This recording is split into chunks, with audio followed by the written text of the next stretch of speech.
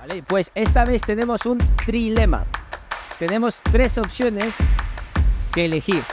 O Jesús es un loco para ti, o es un mentiroso, o es el Mesías. Eso es lo que vamos a explorar hoy. Bienvenido a nuestro canal de YouTube, donde podrás aprender lo que significa tener una relación con Dios y vivir para Jesús como nuestro Señor. Vamos a iniciar con, o vamos mejor dicho, a continuar con la serie de mensajes que estamos viendo en el Evangelio de Marcos, que es lo que estamos haciendo ahora. Y me gustaría, y algunos estáis un poco en shock por el título, ¿vale? Jesús loco, mentiroso o Mesías. Para aquellos que han estado en el cristianismo un poco y han tenido dudas existenciales y dudas de fe, como yo, cada trimestre tengo alguna, pues este es uno de los argumentos a favor o para entender el cristianismo que fue propuesto por primera vez por un filósofo cristiano que se llama C.S. Lewis o C.S. Lewis, si lo pronuncias correctamente en inglés. Y tú dices, ¿quién es C.S. Lewis? Bueno, algunos de vosotros sabéis quién es C.S. Lewis, no en su faceta de filósofo cristiano, sino en su faceta de novelista infantil.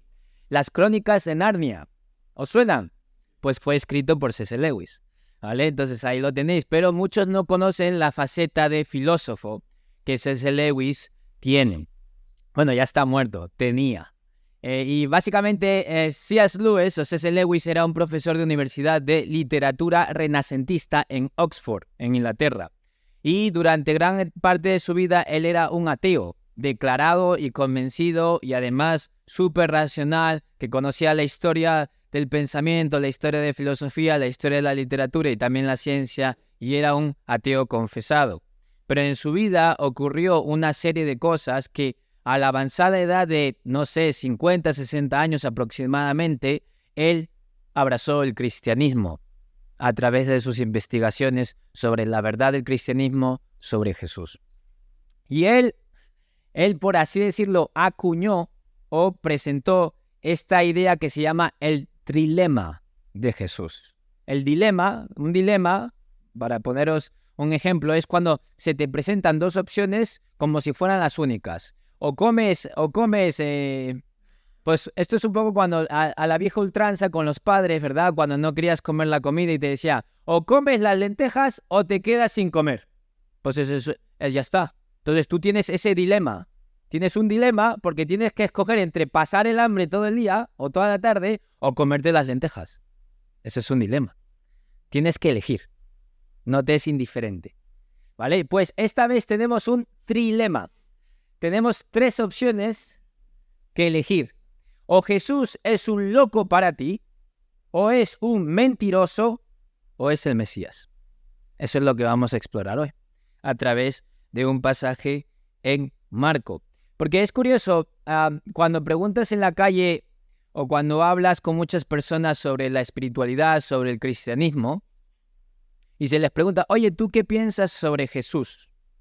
La mayoría de personas, incluso creyentes, pero no practicantes, dicen, bueno, es que yo pienso que Jesús es un hombre sabio, es una persona iluminada como lo fue Gandhi o como lo fueron otras personas, como Buda, Gandhi, pues Jesús es una persona enlightened, ¿no? Iluminada, que ha tenido una revelación espiritual y él presenta las enseñanzas milenarias sobre la sabiduría humana, sobre el perdón, sobre la unidad con todas las cosas, ¿vale? Pero claro, cuando Jesús, como si habéis estado en los anteriores mensajes sobre el libro de Marcos, y si no lo podéis ver en el canal de YouTube, Jesús se presentó. ¿Cómo se presentó Jesús? Venga, a ver quién lo sabe. Jesús se presentó como un sabio o un iluminado, simplemente. ¿Cómo se presentó Jesús? Claro, si Jesús se presenta como el Hijo del Hombre o el Hijo de Dios o como Dios encarnado, la idea de que Jesús puede ser una persona sabia o buena se ha eliminado. ¿Por qué? Porque si una persona clama ser Dios, es como que ahora mismo, yo qué sé, Carlos Ortiz dice, oye, yo soy Dios encarnado. Y tú dices, este está zumbado, o es un loco o es un mentiroso, pero no puede ser Dios. Pero una vez que Jesús pronuncia las palabras y se identifica con Dios mismo, está eliminando de esas posibilidades que le consideremos como una persona buena o sabia, porque una persona buena o sabia, atención, no miente. Una persona buena o sabia no miente sabiendo que está mintiendo. ¿Sí o no? Una persona que ha tenido una revelación espiritual, que ha elevado su conciencia a una vibración más elevada, estoy utilizando un poco el lenguaje contemporáneo de la nueva era de la espiritualidad con la que no estoy de acuerdo, pero es para que se entienda, una persona que ha sido iluminada o que es sabia no miente a sabiendas a un grupo de personas que va a morir en su nombre, lo sabe y aún así le da igual. ¿Sí o no? Tú dices, es un farsante. Por eso tenemos un trilema. Por eso C.S. Lewis, analizando todas las escrituras y un poco todas las posibilidades, dijo, mira, o Jesús es el Mesías, es decir, fue quien dijo ser, o es un mentiroso, sabía que no era Dios, pero estaba engañando a todo el mundo y le daba absolutamente igual, a pesar de que sabía que eso iba a tener un gran conjunto de repercusiones para las personas, o es un loco, está zumbao. No sabe lo que está realmente diciendo, es un lunático, es un loco, no se le puede tomar en serio. Y tú dirás, pero esto se lo ha inventado C.S. Lewis. No, C.S. Lewis prácticamente estaba describiendo lo que la gente pensaba de Jesús. Es decir, las personas al tener un encuentro con Jesús no estaban indiferentes. Concluían que Jesús era o bien un lunático o loco, o bien un mentiroso, o bien el Mesías. No había ambigüedades, no había grises aquí.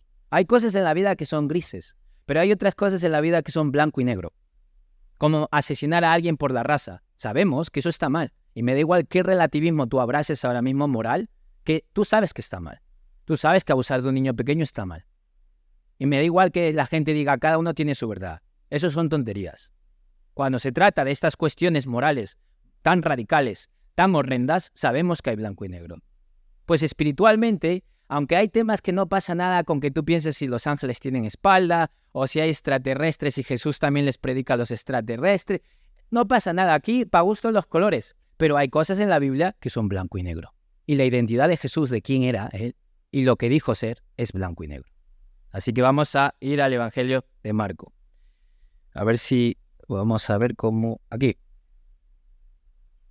Y... Bueno, me está tapando la traducción simultánea. Pero bueno, ahí está la escritura, si lo queréis seguir, ¿vale? Vamos a leer. Entonces, me gustaría ahora mismo centrarnos en la familia de Jesús como primer tipo de audiencia, ¿vale? Y como veis, he hecho un salto. Voy del versículo 20 al 21 y me salto al 31-35, con el propósito de enfocarme un poco en cómo o en la conclusión que la familia de Jesús tuvo con respecto a quién era Jesús, ¿vale? Leemos. Dice así, os doy un poco de contexto. Dice, luego entró en una casa, Jesús entró en una casa, y de nuevo se aglomeró tanta gente que ni siquiera podían comer él y sus discípulos. Cuando se enteraron sus parientes, sus familiares directos, biológicos, salieron a hacerse cargo de él, pues decían, está fuera de sí. Es decir, los hermanos, los primos, los tíos, las tías, es que claro, ahí en esa época no había preservativos y esas cosas, entonces la gente pues tenía muchos hijos e hijas, ¿vale? Pues claro, cuando se enteraron que Jesús de nuevo estaba en una casa y todas las personas se reunían para escuchar a Jesús y para que le sanase, la conclusión que la familia sacó de Jesús fue, está zumbado, es un lunático, Jesús está fuera de sí. Yo, su primo, su hermano, que he crecido con Jesús desde pequeñito, que le he visto ir al baño, que le he visto enfermo, que le he visto equivocarse con la tarea. Yo creo que se podía equivocar con la tarea y no pecar, ¿verdad? Hijo de Dios. Bueno, da igual.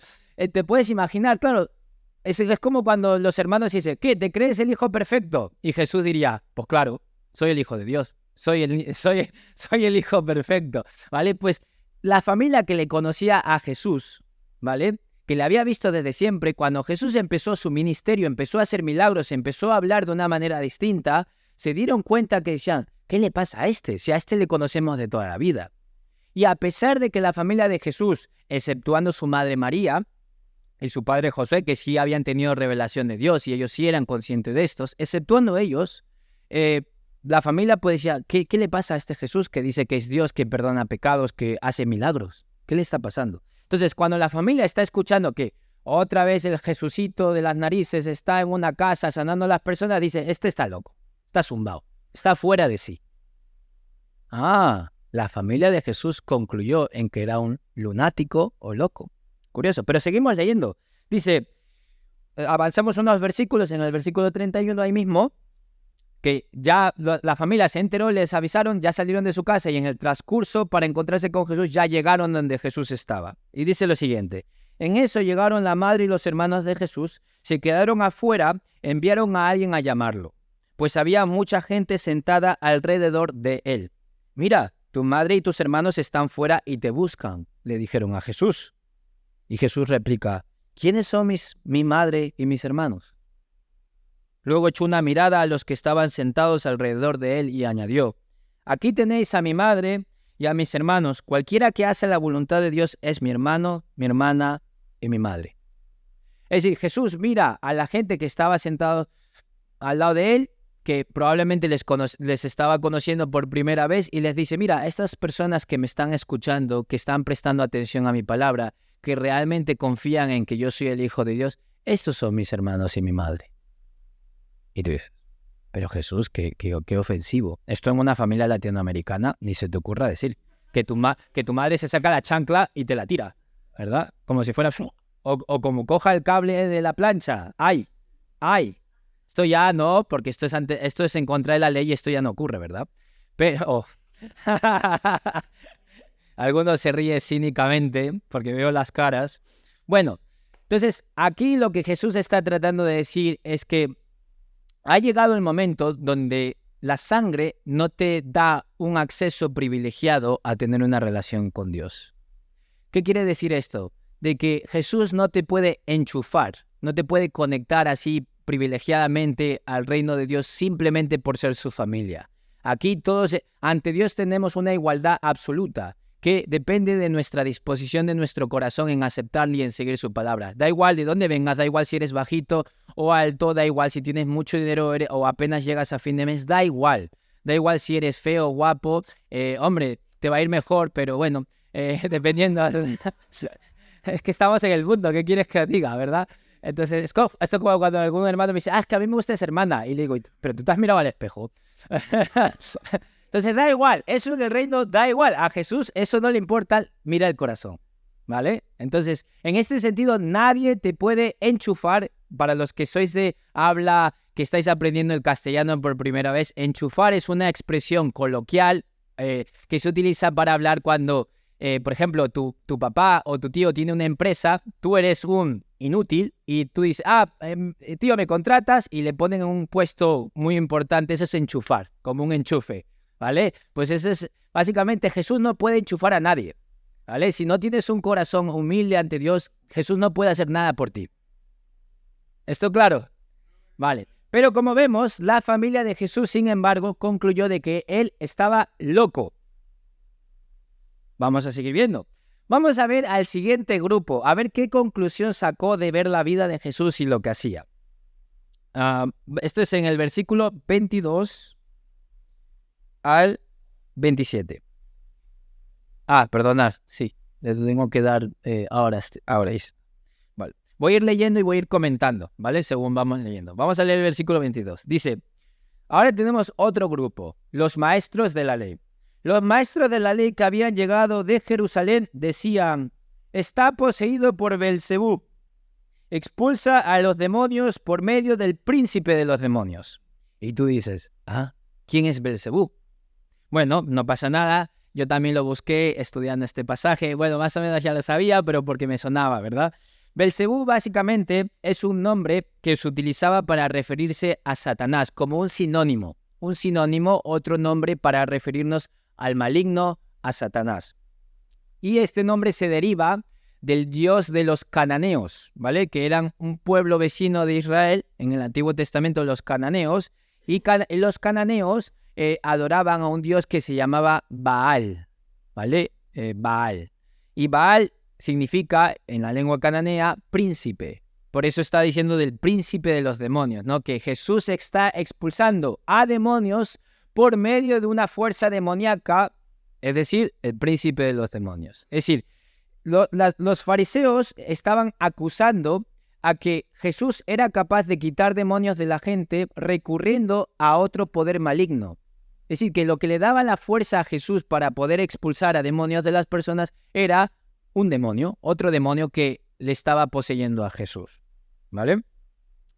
Como sabemos, en la literatura antigua y también en la literatura y en los escritos hebreos, la existencia de los espíritus impuros, como le llamaban ellos, o los demonios, era comúnmente aceptada, ¿vale? Eso todavía existe al día de hoy, aunque nosotros somos demasiado sofisticados y racionales para creer en estas cosas, pero eso es una realidad que está ahí, ¿vale?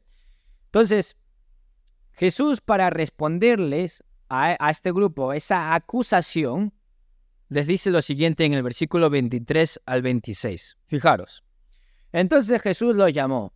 A ver, fariseos, venid para acá. Y les habló en parábolas. Y les cuenta dos parábolas, Jesús. Dos parábolas. Vamos a empezar analizando la primera, que va del 23 al 26. Y dice, ¿cómo puede Satanás expulsar a Satanás? Si un reino está dividido contra sí mismo, ese reino no puede mantenerse en pie. Y si una familia está dividida contra sí misma, esa familia no puede mantenerse en pie. Igualmente o del mismo modo, si Satanás se levanta contra sí mismo y se divide, no puede mantenerse en pie, sino que ha llegado a su fin.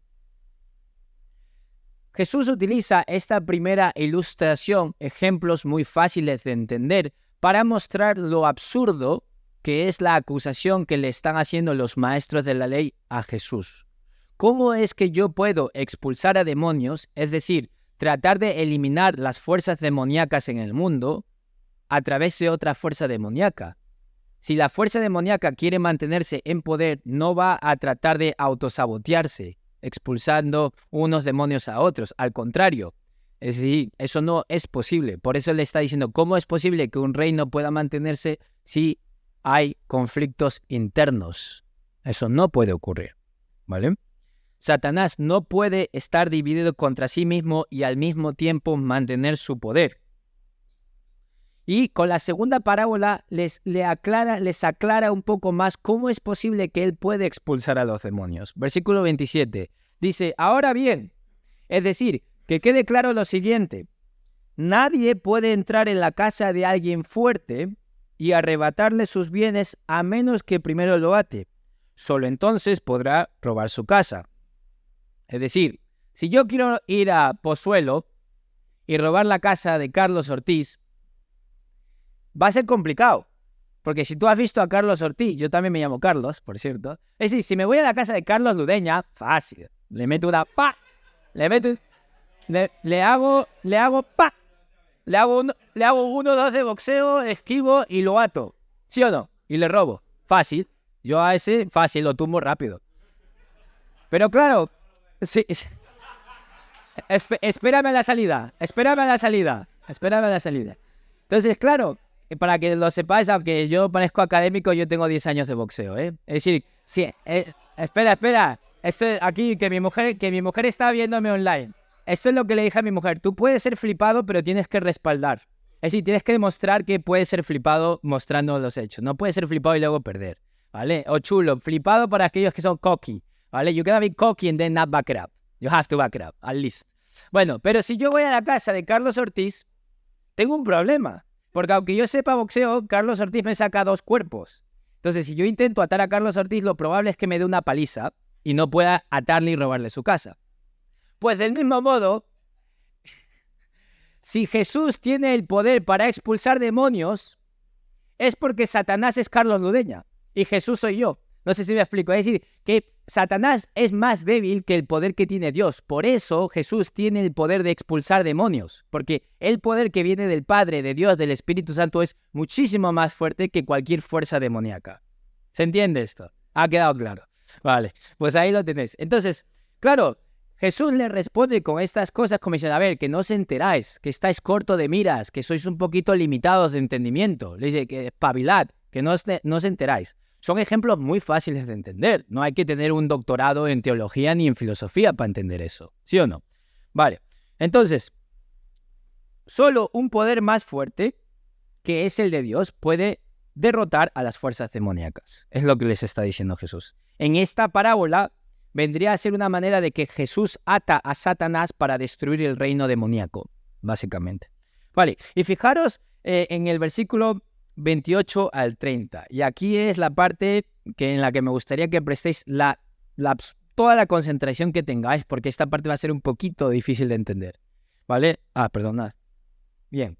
Dice Jesús hablando a ellos: os aseguro que todos los pecados y las blasfemias se les perdonarán a todos por igual, excepto a quien blasfeme contra el Espíritu Santo. Este no tendrá perdón jamás. Es culpable de un pecado eterno. Es que ellos habían dicho, los fariseos habían dicho, tiene un espíritu maligno. Que Jesús tenía un espíritu maligno. Bueno.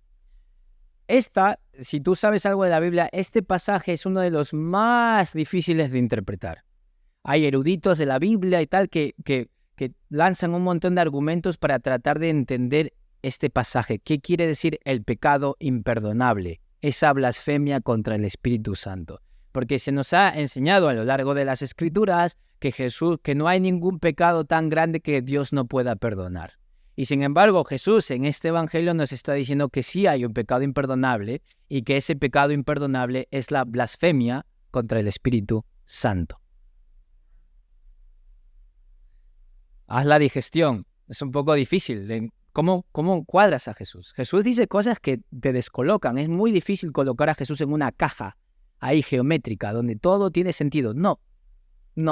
Yo de hecho soy muy proponente de que la interpretación bíblica es aprender a sostener una tensión, aprender a vivir en tensiones, de cosas que son difíciles de reconciliar. ¿Vale? Vamos a analizar esto juntos. Vale. Esta parte que vamos a leer debería consolar a los atormentados y debería atormentar a los cómodos. Lo digo en inglés para que quede claro. This part should comfort the tormented and torment the comfortable. O people who are comfortable. ¿Vale? ¿Por qué? Porque alguno está pensando, yo he cometido ese pecado. A las almas culpables, yo conozco a varios hermanos que se sienten culpables por haber rayado en la mesa del pupitre en el colegio. Es decir, que se siente culpable por todo. Y hay otras personas que no se sienten culpable con casi nada. ¿No te sientes mal? ¿Qué va? ¿Qué me voy a sentir mal? Es que aquí tenemos todos los extremos, ¿vale? Vamos a analizar. Vale. Primero que todo, hay que recordar quién era la audiencia. Jesús está hablando a los maestros de la ley, ¿vale? Que eran personas que conocían. ¿Por qué? Porque hay una diferencia entre ser ignorante de la palabra de Dios, de las cuestiones espirituales, y decir tonterías sobre Dios o sobre el Espíritu Santo que no tienen lugar, que no tienen ni pies ni cabeza. Es decir, tú puedes ofender a Dios por ser ignorante, por no conocer la revelación de Dios, por no conocer bien las Escrituras y pecar contra Dios con lo que dices o con lo que haces. Absolutamente. ¿Vale? Pero la interpretación que yo personalmente defiendo, y lo voy a presentar como una de las posibles interpretaciones, ¿vale? Porque hay otras que también pueden ser válidas. Yo no lo tengo muy claro, pero yo voy a presentaros mi interpretación de este pasaje aquí y espero que os haga pensar al menos y reflexionar sobre la palabra, ¿vale? Entonces, yo creo que la blasfemia contra el Espíritu Santo, y tú dices, ¿qué? Vamos a definir blasfemia. Blasfemar es en el origen etimológico quiere decir calumniar, difamar. ¿Qué quiere decir calumniar o slander? ¿Qué quiere decir difamar o calumniar? Quiere decir que tú estás diciendo de alguien cosas que no son ciertas. Por ejemplo, si Serafín nunca me ha robado dinero y luego yo voy a Cecilia y le digo, oye, ese Serafín es un ladrón porque roba dinero, yo le estoy calumniando, estoy atribuyendo unas características a Serafín que no reflejan la realidad. Eso es calumniar a alguien, ¿vale? Entonces, cuando aquí los fariseos estaban blasfemando contra el Espíritu Santo, es porque estaban atribuyendo al Espíritu Santo una serie de características que no pertenecen al Espíritu Santo, porque solo un poder superior al demoníaco puede expulsar un demonio. Entonces, el hecho de decir de que Jesús, al expulsar un demonio, lo estaba haciendo por Baal o por un poder o por Belcebú, por Satanás, por el poder de Satanás, es básicamente presentar al Espíritu Santo con unas falsas características. Es difamar al Espíritu Santo, es calumniarle, ¿vale? Del mismo modo que di el ejemplo con Serafín. Vale, entonces, yo creo que en este caso, el tipo de personas que está escuchando no era ignorante ante la palabra de Dios, ¿vale? Porque los que habían acusado a Jesús de estar quitando demonios por un poder maligno, eran personas que habían conocido las escrituras hebreas, la Torá, el Antiguo Testamento, desde que eran muy pequeños. Eran las personas que supuestamente tenían que enseñar a todas las personas el camino de Dios, ¿vale? Y no solamente eso, sino que los fariseos, los maestros de la ley, habían presenciado, habían sido testigos oculares de todos los milagros que Jesús estaba haciendo. Es decir, estas personas que habían concluido de que Jesús era un mentiroso y de que estaba obrando a través de fuerzas demoníacas, eran personas que habían recibido toda la revelación posible sobre Dios. No se les podía pedir más a Jesús. ¿Qué más quieres que haga? Ha hecho milagros, ha cumplido con las profecías que tú desde pequeño has estudiado y que conoces, y a pesar de todo eso tienes a ver cómo lo digo, tienes el coraje, la cara dura, literalmente, de concluir de que él es un mentiroso y está expulsando demonios por el poder de Satanás. ¿Pero qué dices? ¡Qué ofensa! ¡Qué ofensa más grande! ¿Os dais cuenta de lo que está ocurriendo aquí? Si no eran personas que por ignorancia decían tonterías de Dios, no. Ellos creían y clamaban saber, y con esa autoridad, empecinados en su manera de entender las cosas, estaban diciendo, no, Jesús, tú eres un mentiroso y un blasfemo. No lograban ver. Y la razón por la cual no lograban ver era porque los fariseos y los maestros de la ley les encantaba la gloria humana. Les encantaba el dinero. Les encantaba estar en lugares de honores y decir, miradme a mí, qué grande soy, cuánto sé de la palabra. Es que yo cuando leo a los fariseos digo, qué responsabilidad tengo de mantenerme humilde ante Dios. Qué fácil es que se nos tuerzan las cosas cuando la gente tiene poder. Me encanta, creo que fue Abraham Lincoln que decía que tú realmente puedes ver el verdadero carácter de las personas no cuando pasan por difíciles situaciones, porque muchas personas, aquí conozco muchas, que han pasado por situaciones muy difíciles y, por así decirlo, han salido de esas situaciones. Tragedias, problemas económicos y todo. Y decía que no, que realmente la verdadera prueba o el verdadero test del carácter de una persona se refleja cuando a esa persona le das poder. No dificultades o hardships, ¿no? No dificultades, no, cuando le das poder. A ver qué hacen con ese poder. ¿Destruyen a las personas para ellos exaltarse o exaltan a las personas ellos humillándose?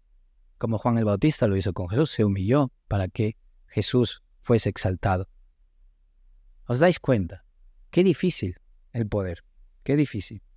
Pues estas personas habían calumniado con el Espíritu Santo y habían concluido de que Jesús tenía un espíritu maligno. Es decir, habían llamado a lo amargo dulce y a lo dulce amargo. Habían confundido las tinieblas por la luz y la luz por las tinieblas. Eso es lo que habían hecho. Concluyeron que Jesús era un mentiroso. La segunda posibilidad, el trilema de Jesús. Hemos pasado, la familia de Jesús concluyó que era un loco, estaba zumbado, no sabía lo que realmente estaba diciendo. El segundo grupo, los fariseos, la gente que supuestamente tenía que saber mucho sobre el tema espiritual, concluyó de que Jesús era un mentiroso y cometieron el pecado imperdonable. ¿Por qué? Y ahora voy a responder cuál es el pecado imperdonable. ¿Por qué? Porque una persona que ha recibido toda la revelación de Dios, donde han visto todas las evidencias posibles del poder de Dios, de su santidad, y aún así niegan verle y aún así concluyen de que es un mentiroso, no hay nada que se pueda hacer por ellos. No hay nada que pueda. Jesús no puede hacer más para que ellos le vean con distintos ojos. Porque el problema no es Jesús, el problema es el corazón de ellos. Al igual que el sol endurece el cemento y derrite la mantequilla, pues igual. Jesús endurece los corazones de unos y ablanda los corazones de otros. Jesús ya había mostrado toda la gloria, todo el conocimiento que ellos podían tener para creer en Él, y aún así ellos se empecinaron a no creerle, a rechazarle y encima llamarle mentiroso. Ese es el pecado imperdonable, no porque Dios no quiera perdonarles. Es decir, no es un acto, no es una cosa que dices, es un estado del corazón que ya te impide ver a Dios, que has cruzado unos límites que ya no hay vuelta atrás porque te has negado a verlo. ¿Vale? Y por eso es muy importante para aquellos que estáis aquí, no practiques aquello en lo que no te quieres convertir. Yo he escuchado a muchos jóvenes, y sé que hay jóvenes aquí presentes, yo voy a seguir a Dios ya cuando disfrute de mi vida, a los 30 años. Y yo les digo, si tú crees que practicando desde los 15 años hasta los 30 años, inmoralidad sexual y muchas cosas por el estilo, y crees que el practicar esas cosas no va a poner tu corazón tan duro, que a los 30 años no vas a ser capaz ni siquiera de pensar en Dios para nada, si tú crees que eres capaz de saltarte eso y pensar que tú estás por encima de lo que practicas diariamente, estás totalmente equivocado. No practiques aquello en lo que no te quieras convertir, porque aquello que sembramos en la carne, cosechamos en la carne, y aquello que sembramos en el espíritu, cosechamos en el espíritu. Es imposible. Así que mucho cuidado con pensar que, bueno, ya me tomaré el tiempo para buscar a Dios, pero mientras tanto yo vivo mi vida como me da la gana. Cuidado, porque a lo mejor cuando vives tu vida como te da la gana, ya es demasiado tarde porque tu corazón es insípido, Dios. Dios no sabe a nada ya. Ha perdido todo sabor. Cuidado, familia. Les pasó esto a los fariseos, nos puede pasar a nosotros. Y ese es el pecado imperdonable porque ya no nos queremos acercar a Dios. No es porque Dios deje de ser misericordioso. ¿Se entiende esto? Y es curioso porque cuando estaba en la universidad, estaba en la Complutense de Madrid, estaba estudiando filología inglesa, me acuerdo que estuve estudiando la Biblia con un chaval que le voy a cambiar de nombre, le voy a llamar Luis. Creo que no hay ningún Luis, para que no se sienta aquí nadie identificado. Luis. Y es curioso porque mi amigo Patrick y yo, algunos conocían a Patrick Genova, pues Patrick y yo estábamos estudiando la Biblia todas las semanas, casi todos los días a la hora de comer en la universidad. Y le presentábamos libros sobre las evidencias de Dios, sobre los evangelios, sobre un montón de cosas. Y era como que siempre Luis, la persona con la que estábamos mostrándole las escrituras, la revelación de Dios, como que siempre faltaba algo más. Sí, pero muéstrame más. Pero dame una evidencia más. Necesito ver más. Necesito más certidumbre de que mi creencia en Jesús es cierta. Y era como que yo ya me empecé a decir, aquí algo no... Como que Dios me hizo saber que algo andaba... No, algo no andaba bien. Digo, aquí hay algo más. Huele. A veces apesta, ¿vale? Pero muchas veces huele. Dice, esto es un poco raro, ¿vale? Y le hice yo una pregunta. Y le dije, oye, Luis, vamos a suponer de que tú tienes acceso a toda la evidencia posible del mundo. Es decir, de que tú con tus propios ojos has visto a Jesús resucitar, has visto a Jesús resucitar a otros de los muertos, le has visto a Jesús en la transfiguración del monte. Es decir, has visto todas las señales milagrosas posibles y por haber sobre el poder de Jesús, sobre su deidad, sobre su divinidad. Imaginemos que eso ya lo has visto. ¿Tú le seguirías? Y me dijo, no. Y yo me quedé, anda. El problema de Luis no era que le faltaba más evidencia. El problema de Luis es que tenía otros novios. En la reputación, el dinero, su libertad propia, su propia sexualidad de vivir las cosas como le da la gana. Esos eran los amantes de Luis. El problema de Luis no era que necesitaba ver que Jesús era tan fiel, tan bueno para que él se entregue a Jesús. No, el problema es que estaba encamado con otros ídolos que le impedían amar a Jesús. No le faltaba más evidencia, le faltaba arrepentirse. ¿Os dais cuenta, familia? ¿Os dais cuenta? Y esto nos puede pasar a todos. Muchas veces pensamos que nuestros problemas es porque nos falta más evidencia en creer a Jesús. No es verdad. Nos cuesta, nuestro gran problema es que estamos enamorados del pecado. Y necesitamos buscar liberación en Dios y pedirle que haga un milagro. ¿Por qué? Porque de nuevo, si nos enamoramos más de nuestra libertad, de nuestras libertad de opciones, nuestra sexualidad, el vivir como nos da la gana, y negamos a Jesús, hemos cometido el pecado imperdonable. No logramos ver a Jesús. Por más revelación que se nos dé, nunca es suficiente. Amén. Así que, como hemos visto, La familia de Jesús concluyó de que Jesús era un loco, un lunático. Los fariseos concluyeron de que era un mentiroso. Y muchos aquí hemos concluido, después de muchos años de estudio y de problemas que hemos pasado, hemos concluido de que Jesús es el Mesías.